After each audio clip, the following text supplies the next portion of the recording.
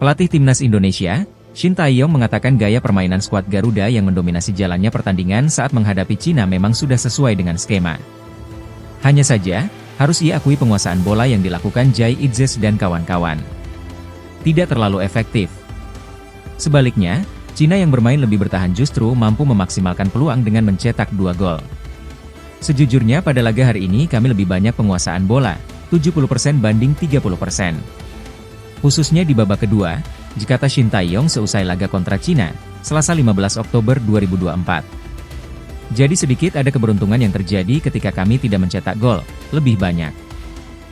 Apapun yang Anda katakan, saya pikir kami mendominasi laga ini dan laga selanjutnya di tahun depan. Di kandang kami akan lakukan terbaik untuk mengalahkan Cina, sambungnya. Download Tribun X sekarang, menghadirkan lokal menjadi Indonesia.